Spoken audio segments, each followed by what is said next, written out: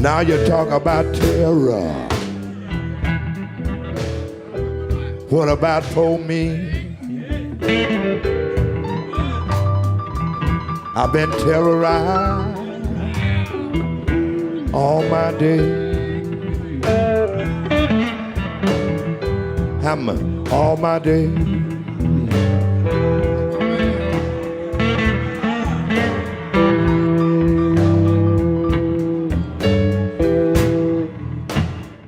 Has Zionism, especially liberal Zionism, exhausted itself? The humanistic constructs of liberal Zionism, always in conflict with itself because of its refusal to grant Palestinians equal civil and political rights, has led many Israelis to embrace a far more chauvinistic and fanatic religious Zionism. What does this mean for Israel? And as important, what does this mean for Judaism? The Zionist movement, which became a dominating force with the establishment of the Jewish state in 1948, has sought to shut out Jewish critics of Zionism. It not only maligned Jews that did not embrace Zionism, but labels them anti-Jews, self-hating Jews, or counter-Jews. This war within Judaism, between those who put Israel at the center of Jewish identity and those who do not, has ripped apart the Jewish collective. As Rabbi Shaul Magid writes, the Talmudic sages teach that the heretic is actually worse than the idolater in their estimation. Unlike the idolater, the heretic subverts Judaism from the inside. Rabbi Magid goes on to argue that the demand for the full Zionization of American Jewry is an attempt to brand all who do not give their primary loyalty to the state of Israel as heretics or apostates. This battle within Zionism raises crucial questions. What role does exile play in Jewish belief? What role does the state of Israel play in Jewish belief? Is Zionism the only true refuge for Jews? Are Jews who reject Zionism and Israel's occupation of the Palestinians, who embrace lives outside of Israel, upholding or defying Jewish tradition? Is the nation state the best or the healthiest collective structure for Jews? Is a Jewish homeland, known by Jews as the land of Israel, connected to sovereignty? Judaism existed, of course, long before the concept of sovereignty, and the land of Israel has been the homeland of the Jews for millennia without sovereignty. Is the concept of homeland dependent on statehood or even residence in Israel? Or is this concept in its origins a theological concept? Joining me to discuss Zionism and its relationship to Jewish belief is Rabbi Shaul Magid, professor of Jewish studies at Dartmouth College and senior fellow at the Center for the Study of World Religions at Harvard University, as well as the author of The Necessity of Exile, Essays from a Distance. So I read your book and loved it. As you know, I went to Harvard Divinity School and I'm out of a Presbyterian household. And one of the things that I watched, and some sense you're reacting to as well, is especially during crises like the Vietnam War, what a large percentage of Christian clergy were willing, unfortunately, to sanctify war, sanctify the state, the American state, and that, and my father was in the anti-war movement, those who challenged that sanctification of state power were rapidly marginalized, not only within the society, but often within the institutional church as well. Are you writing about much the same phenomena? To some degree. First of all, thanks for having me. I really appreciate it. It's an honor for me to be here. To some degree, I think there is an intersection between religion and politics that emerges through Zionism that really hadn't existed for Jews for a very long time before that.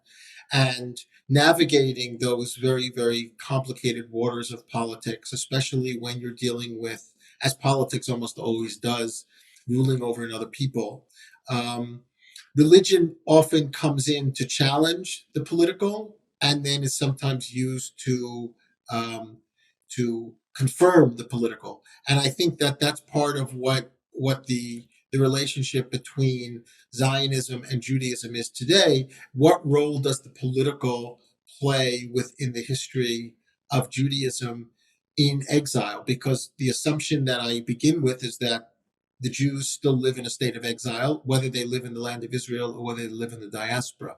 And I think that distinction between diaspora and exile is an important one. It's an important part of the book. Explain that concept, what you do in the book. Diaspora is really a descriptive term.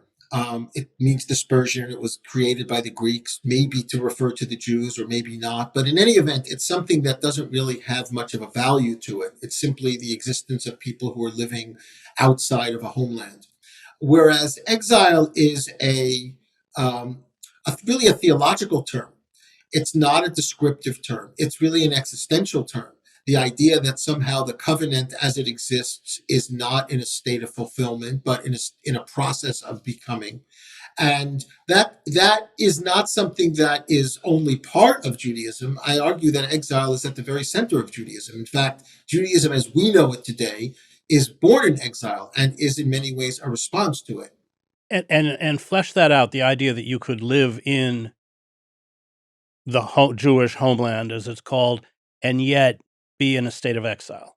Because exile simply means, certainly from the traditional perspective, it means a state of becoming. It means a state of not yet. It means a state of existing outside of the fulfillment of the covenantal promise that's made by the prophets. So that in a way, the end of exile really is, in the prophetic imagination, the end of exile is simply the coming of the Messiah. And since Jews don't believe that the Messiah has come, they're living in a state of exile. I think Zionism to some degree challenges that by making the claim that one could end exile without its messianic fulfillment. And that's part of what Zionism sought to accomplish in establishing a sovereign Jewish nation state.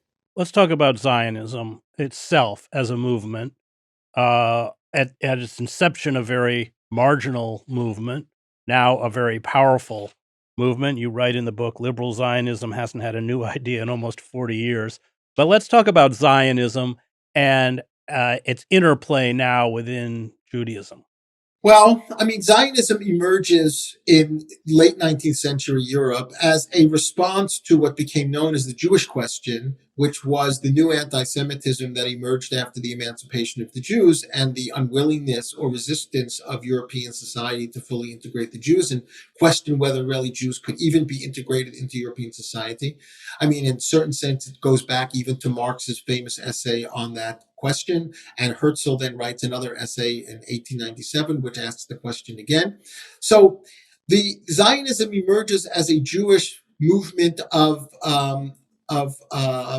in a certain sense, Jewish movement of liberation based on Western European nationalism as a way to solve the Jewish question, to say that since there's no solution to the Jewish question in Europe, the only solution is that the Jews become a normal nation, that is, with a land and a language and a country. And the way to do that was to establish a Jewish nation state. Now, whether it was going to happen in the land of Israel, historic land of Israel, or not was another question, but that seemed to be the obvious place, although it contained certain very, very deep problems that we're still facing in 2024, which is, what do you do with the fact that there's other people living there?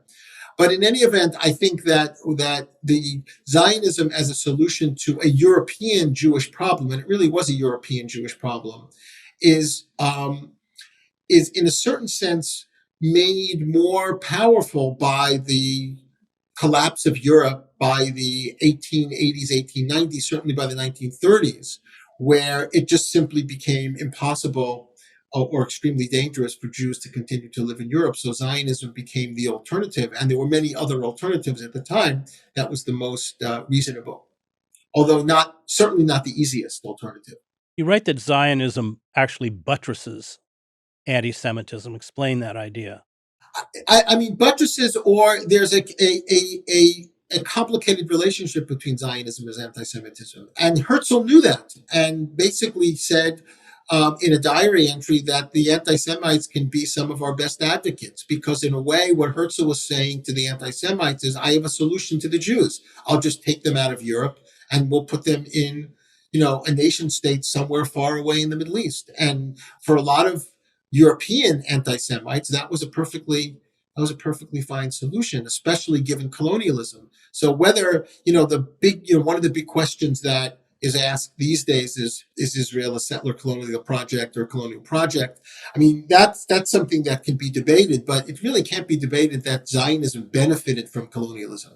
And the idea that we can establish a Jewish nation state of Europe, mostly European Jews, although Jews from the Arab lands certainly came at the establishment of the state, in part of the world that was being colonized by Europe, in a certain sense, made perfect sense. So, in a way, Zionism was able to be as successful as it was for a number of reasons. First of all, it focused on the land of Israel, which spoke to the kind of historical and theological aspirations of Jews. And second of all, Europe began to crumble, and it became necessary, almost like an emergency situation. But there were problems that were inherent in Zionism from the beginning that I think we're still living with and we're seeing the fruits of today.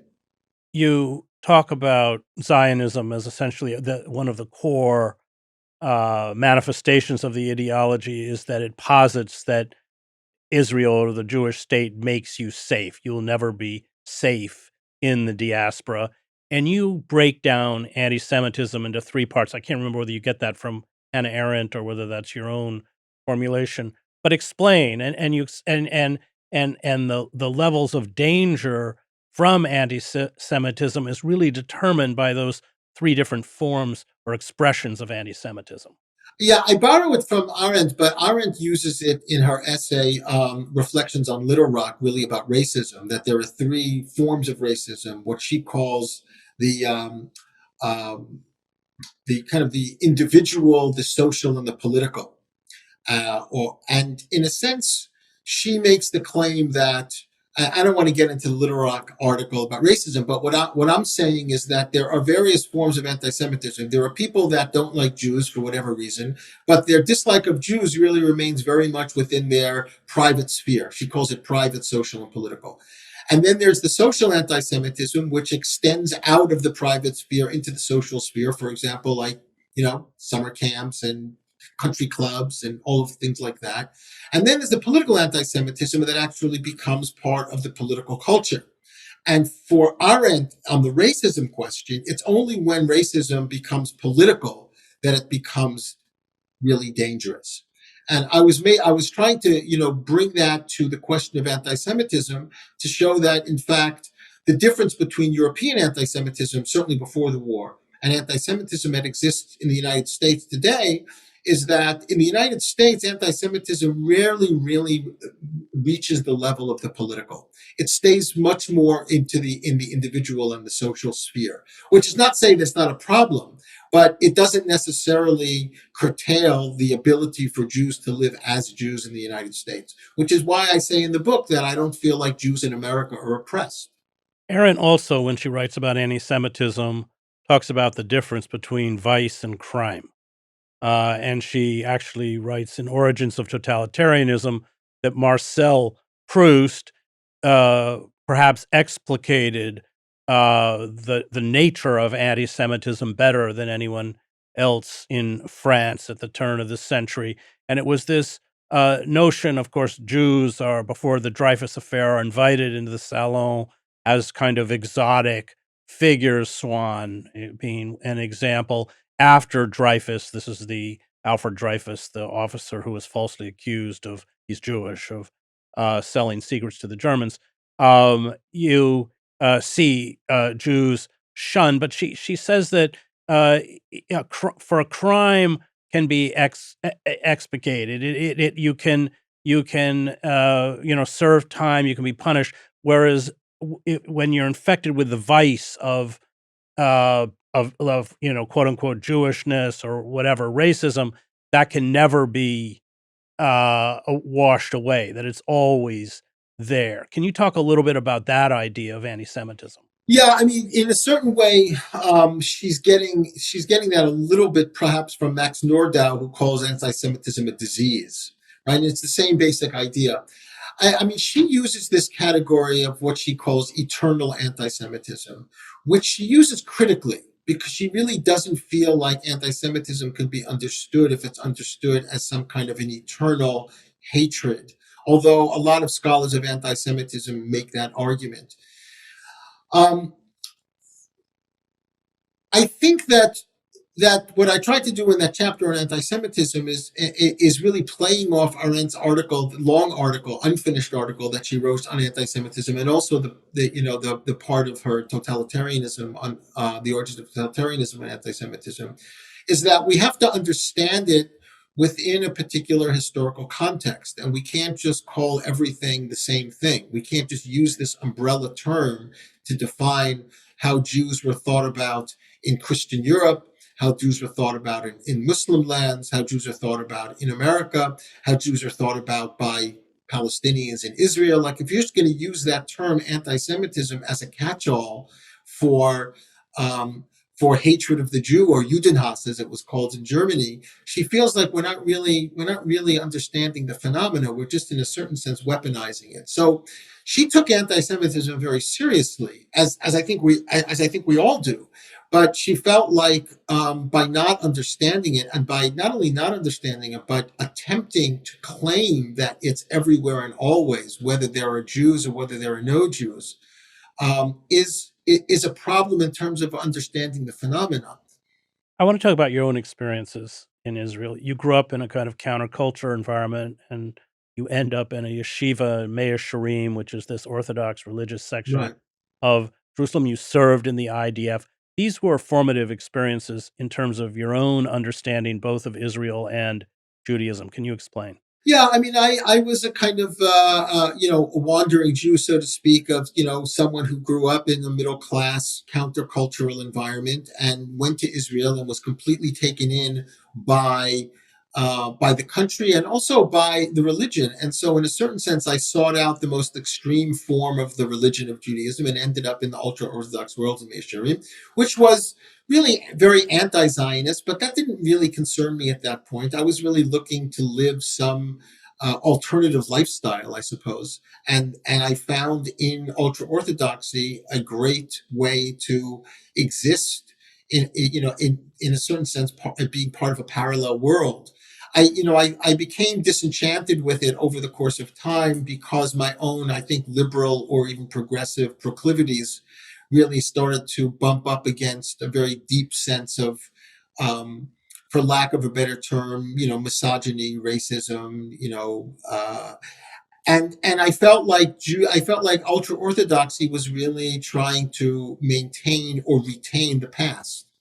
And what originally drew me to kind of settler Zionism, or the Zionism of Rabbis Cook, is that it was a Judaism that was looking toward the future. And I think that's how I understood my own experience living in a society that was trying to preserve the past versus a society that was trying to create a future. And I became very kind of drawn into that future looking society until I began to see its own underside, in terms of how it understood the other people that were living there, and the fact that, the Arabs, the Palestinians, were really not considered part of that future vision. You call it a kind of Holy Land fantasy. What do you mean? It's a Holy Land, yeah, it was a Holy Land fantasy, and in the days when I was there in the 1980s, it really was a fantasy, the way it isn't now. For example, you were able to drive to the beach in Gaza. You were able to go to Ramallah or to go to Nablus and to go to the marketplace. In a sense, you were footloose in the land of Israel. And there were people there that really did not like you and maybe wished you harm, but at that time there were very few that were willing to do that. That changed after the first Intifada in 1989. But certainly before that, there was really a sense of, certainly someone coming from the United States, living in some kind of a fantasy. I'm going to read this passage and then you can talk about the IDF. I did not lose my Zionism in left wing protests. I lost my Zionism in the IDF, the Israeli Defense Force. It was there that I witnessed the depths and intractability of ethno-national chauvinism. It was there that I understood what longtime leader of the Jewish National Fund and lifelong Zionist Yosef Weiss said long ago in his diary, popularized in the 2021 film Blue Box, quote, "The Arabs will never forgive us for what we have done to them." Talk about the IDF and that experience. I think a lot of people, certainly not everybody, but a lot of people in the IDF were confronted with the realities of occupation, and I wouldn't even call it occupation. The realities of what it means to dominate another society in ways that Israelis that are not serving in the IDF don't really experience. Now, of course, many serve in the IDF, and I think what I came to realize is that when you're walking through a Palestinian village, fully armed, with a loaded gun, and you see the hatred in the eyes of the children towards you, you really start to understand it. You are dominating their lives. You're humiliating their father. You're arresting their brother. There's just a sense of hatred that is palpable, and not only palpable, but from my perspective, fully understandable. And if I would have been in their situation, I would have felt the same way. And I think I came out of that experience, even with all of the rationalizations that we were taught. This is necessary for security, and so on and so forth. I mean, that may be true, but it doesn't mean that the domination is any more excusable and that the hatred is any more unreasonable. And so that's really, in a certain sense, where the fantasy cracked. When I realized, for me to live the fantasy of life in the land of Israel means that I have to control the movement of another people. And that suddenly, it just seemed to me inexcusable. You write in the book about Holocaust, how the Holocaust is taught in Jewish education. You said it's instilled a sense of permanent existential crisis, what political science Ian Lustig calls holocaustia, creating a perpetual state of Israeli exceptionalism and giving rise to a parliamentary perspective in which anti-Semitism has all but become Israel's foreign policy. Explain that and explain how Zionism uses the Holocaust. I think it's very interesting because people like David Ben Gurion, the first prime minister of Israel, was actually quite against using the Holocaust as a justification for Zionism. But what's come to be, and this is Lustig's Holocaustia, is that Zionism, is that the Holocaust has become the kind of the reinstantiation of trauma to legitimate and even necessitate the existence of a sovereign Jewish state. So taking sixth graders from Israel to Auschwitz and then having them have that experience, a very traumatic experience, even for the Jews not of European descent, for the Jews from Morocco or from Algeria or from Yemen, to take them to Poland to experience the remnants of the Holocaust, in a certain sense is used to instill a sense of patriotism in the need for the state of Israel, as if there is the state of Israel or the Holocaust. Those were the two options. And given those two options, who wouldn't choose the former? So, I mean, I think we find it elsewhere in statements made by Yitzhak Shamir and even Netanyahu, that the borders of Israel are like the borders of Auschwitz. I mean, those kinds of comments. And I would even venture to say the way in which there is the analogies between what happened on October 7th and the Holocaust.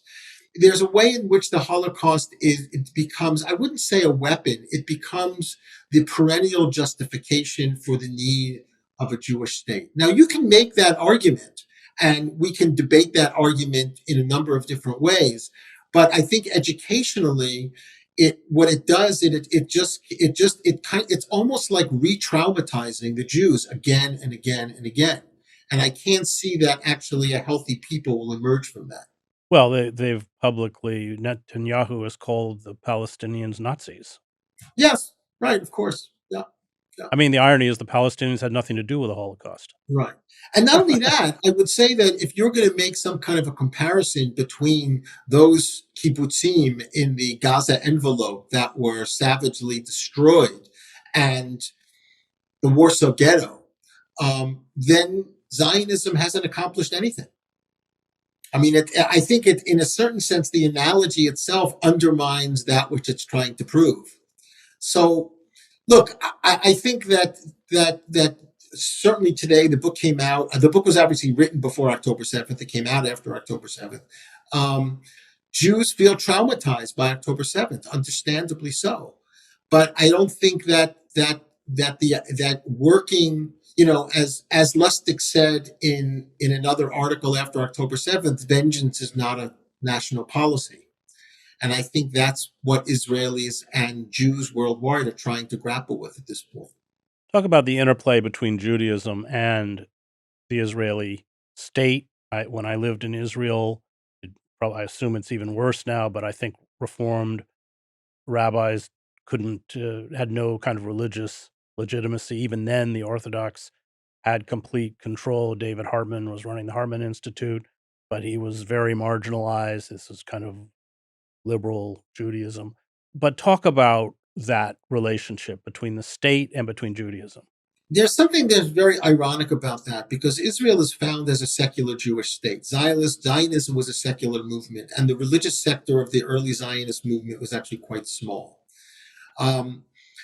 Ben-Gurion, when he was in the process of creating a coalition, wanted to invite the religious parties into the project. And the religious parties were actually quite resistant, because many of those religious Jews who were part of those religious parties, even though they were sympathetic to Zionism because Zionism allowed them to live in the land of Israel, they understood what they considered to be the heretical nature of secular Zionism. So Ben-Gurion made a deal that he called the status quo, and that was that he gave the religious parties jurisdiction over a number of things. One of them was marriage, another was divorce, another was conversion, and another was burial rights. So that in a sense, as opposed to America that has a separation of church and state, Israel doesn't have a separation of church and state in that way.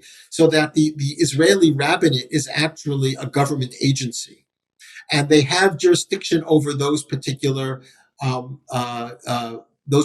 areas. So when people say, is Judaism the official religion of Zion? Is Judaism the official religion of Israel? The answer is no. The official religion of Israel is Orthodox Judaism, and they were able to nullify or not accept any conversions that were being done by non-Orthodox Jews. Now, this is changing. And by the way, there's no civil marriage in Israel either. So a representative of the Israeli rabbinate has to be present at a Jewish wedding for the wedding to be sanctioned by the state. This is changing, and there's some loosening up of some of those strictures. And I think that probably at some point in time, there will be some form of civil marriage. And non-Orthodox rabbis, while they're not officially recognized, they are given a little bit more authority than they were in the past, as well as non-Orthodox Jewish institutions. But religion, I should say Jewish religion, not Islam or Christianity, Jewish religion in Israel is really run by Orthodox Judaism. And Orthodox Judaism is expanding. It's certainly grown quite a bit since I lived in Israel. Well, tremendously, not only among the ultra-Orthodox communities, but among the national religious Orthodox communities. I mean, one of the things that Ben-Gurion did by making a deal with the ultra-Orthodox parties, or the Orthodox parties in the status quo, is he really thought that most of the ultra-Orthodox Jews would leave. Either they would leave, because why would they want to live in a secular Jewish state, or that the next generation would secularize. And that did not happen. In fact, the opposite happened. And so with very, very large families, ultra-Orthodox Jews, 5-6 children on average, National Zionist Orthodox Jews, maybe a little bit less. The secular Jewish population is probably around, 2 point something children per family. So over the course of time, it's expanding tremendously. Plus, among Jews in the diaspora that immigrate to Israel, it's something like 70-something% of them are Orthodox. So, Israel is becoming a more religious country. It's becoming a less liberal country, and I think we're seeing the effects of that in a number of different ways. Talk about the relationship between the settler movement, the kind of fanatic or right-wing Zionism of the settlers. They are now not only within the Netanyahu government, but they are within the IDF. I think the chief of staff comes out of the settler movement. This is something that, again, 20 years ago when I lived in Israel, settlers or people who embrace that kind of uh, uh, chauvinistic Zionism, like Meir Kahane. I mean, I was in Israel. You wrote a book on Kahane, but I knew him and was there. But his party was outlawed in 1994. Koch was he himself later assassinated. He wasn't allowed to run. That's all changed, and many of these people are heirs to Kahane. That's a new phenomena. Yeah, I mean, there part of the ideology of the settler movement is something called Greater Israel, and Greater Israel is an ideology that all of the land from the Jordan River to the Mediterranean Sea is Jewish land, and so the idea of the West Bank or the Gaza Strip as being Palestinian land or as Palestinians having rights to that land is really kind of subverted and undermined by that notion of Greater Israel, and it's arguably the case that the government itself is advocating a kind of Greater Israel ideology, which governments previously had rejected. 1977, Menachem Begin is elected as prime minister from the Likud party, a right-wing party. He himself was nominally religious, but he really, adhered to a particular kind of Greater Israel ideology. What's happened is that with the expansion of the settlements, you have an entire culture, I wouldn't even call it a subculture anymore, of Israelis who are raised with a particular kind of religious messianic ideology whereby all of the land has to remain in Jewish hands, that only Jews should have the legal rights, and that Palestinians who want to live there as second-class citizens. This is something that, as you said, in the 1980s, when Kahane was around, was considered to be so extreme that even the right wing rejected him. But now it's really become normative or normal, not only among the extreme right-wing settlers, but even some of the more center-right members of the Israeli parliament. Liberal Zionism. We'll go back to that quote I read. It hasn't. What's happening? Is it withering away? Is it being replaced by religious Zionism? Is it finding a new identity? What's going on with it? It's a good question. I think that liberal Zionism, first of all, is something that only really existed in the United States. I mean, there is an Israeli left, or there was an Israeli left, but the Israeli left was really not liberal Zionism. The Israeli left, in many ways, was far to the left of liberal Zionism. So liberal Zionism, in some way, begins with Louis Brandeis back in the teens of the 20th century, who made that famous speech, I think it was 1915, where he said that, to be a good American is to be a Zionist, and to be a Zionist is to be a good American, that the liberal values that Brandeis espoused were the liberal values of Zionism. This is obviously long before a state. And to some degree, I think liberal Zionism was able to survive the establishment of the state, and even up until the 1970s.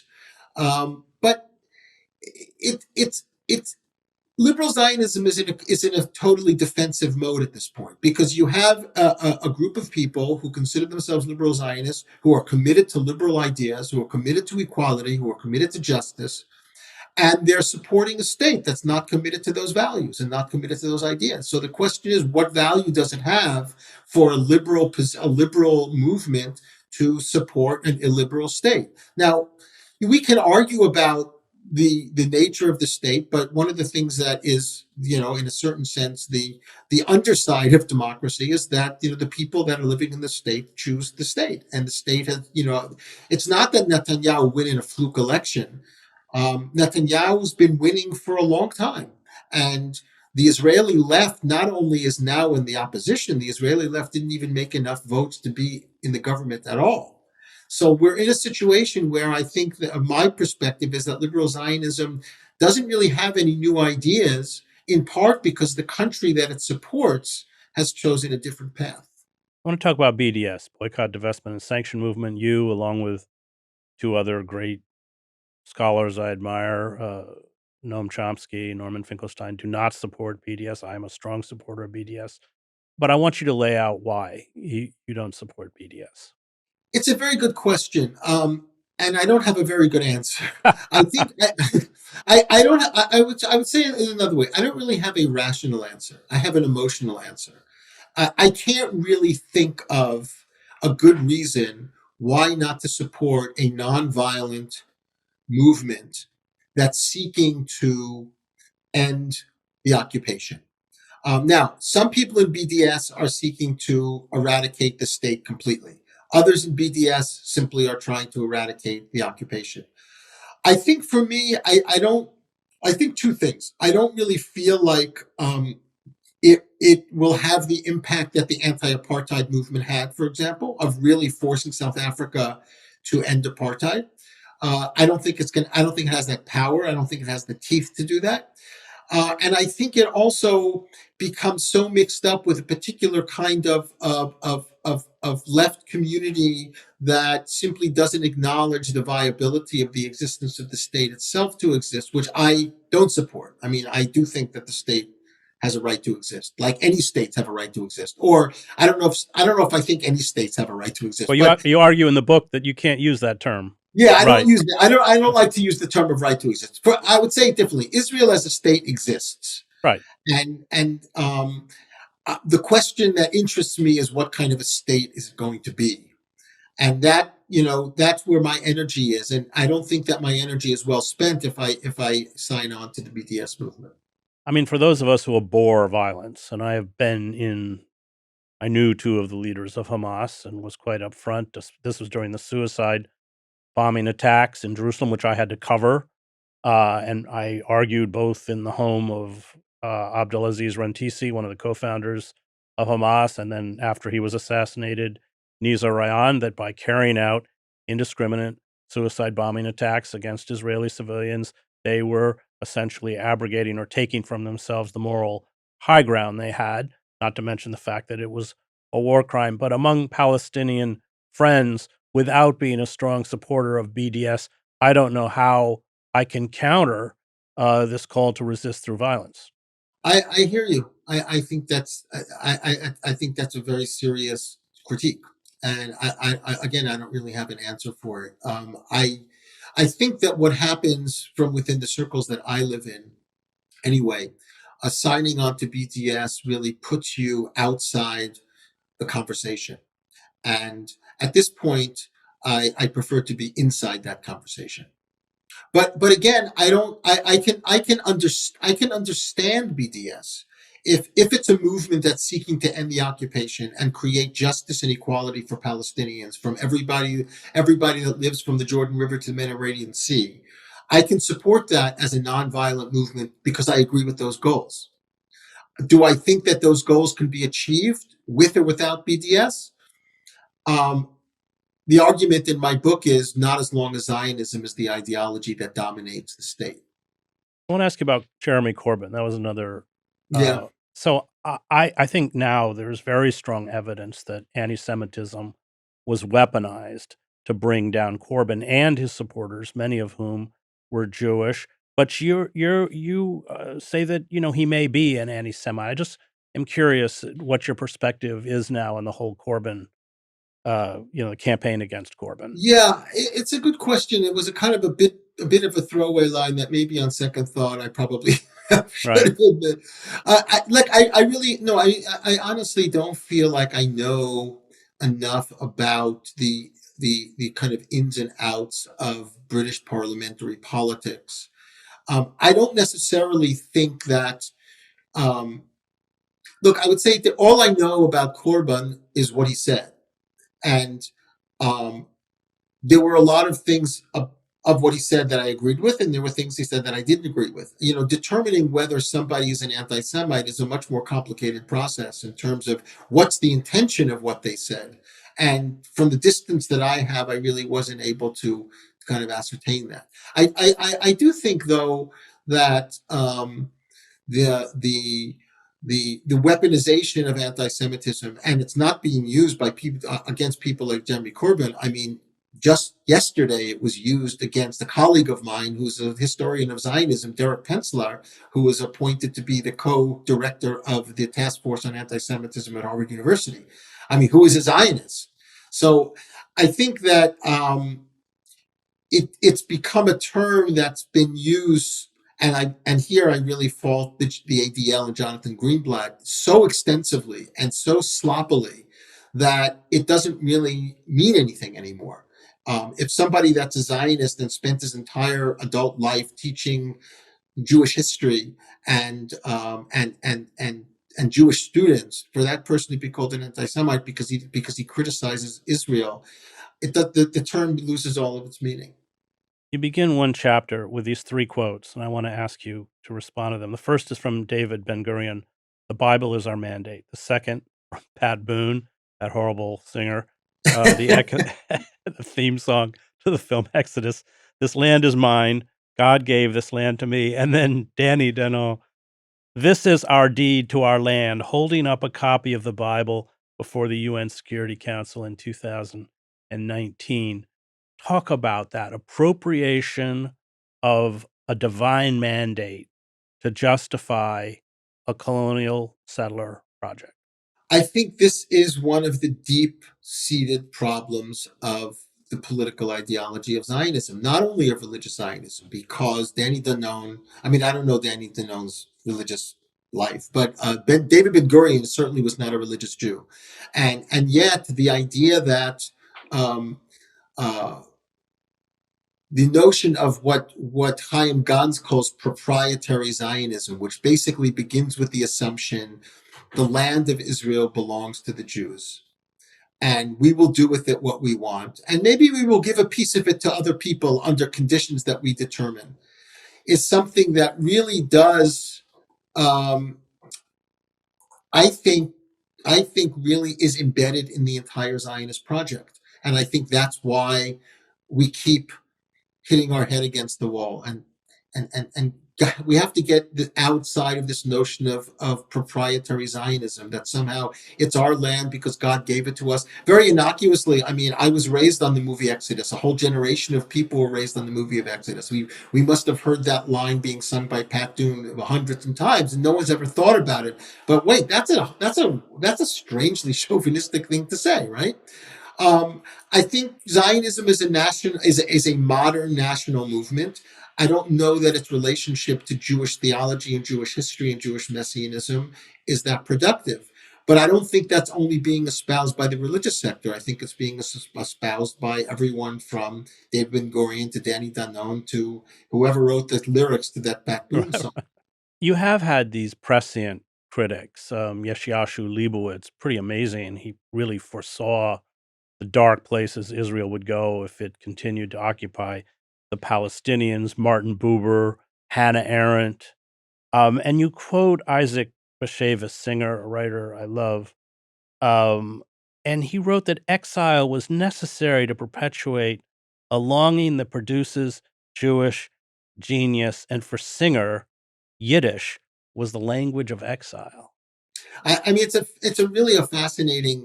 fascinating essay that I discovered pretty late in writing the book, and then decided that he needed to be included because I think because Singer considered himself a Zionist, um, and yet he understood that the greatness of Judaism, the genius of Judaism, was that which was produced in exile. And not only in exile, but I think this is Singer's point, because of exile.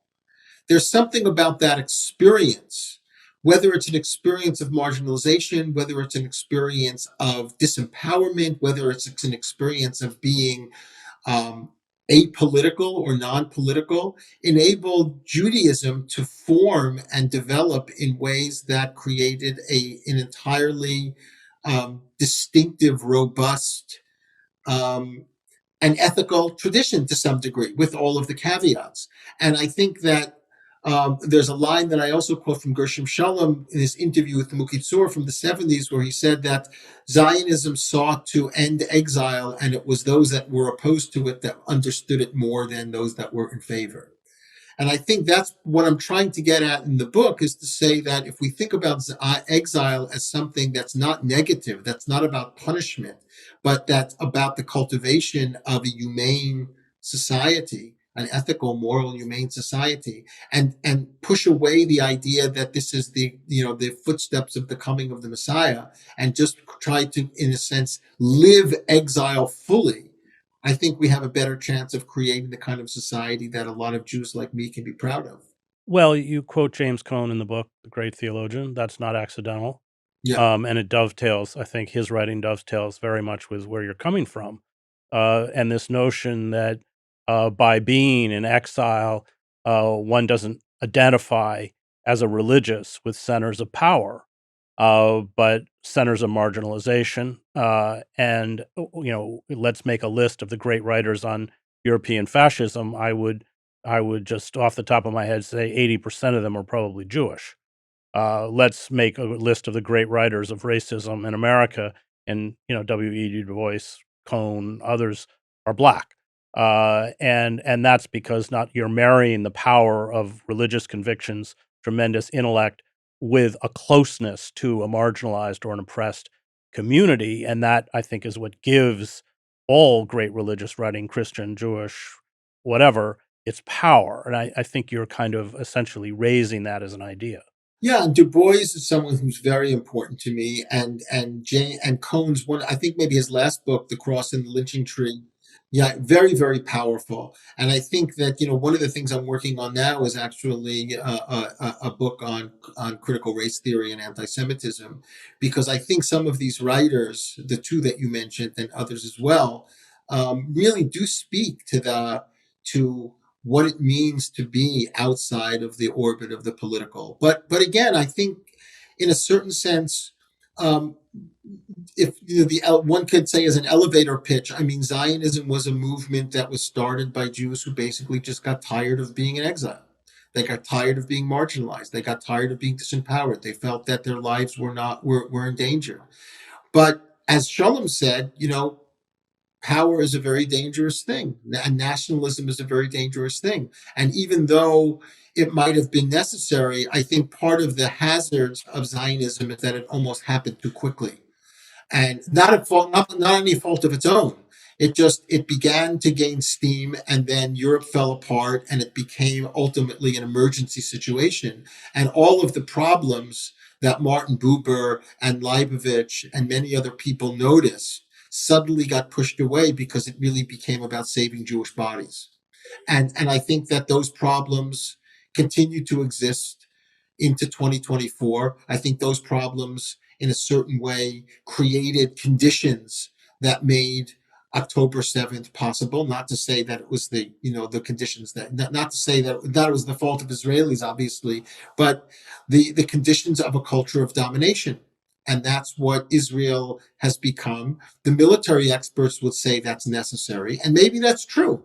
But that doesn't mean that it doesn't create all kinds of very dangerous situations, and that it doesn't deteriorate, from my perspective, the beauty and the genius of Judaism. Right. That was Rabbi Shaul Magid, professor of Jewish studies at Dartmouth College. I want to thank the Real News Network and its production team, Cameron Granadino, Adam Coley, David Hebden, and Kayla Rivera. You can find me at chrishedges.substack.com.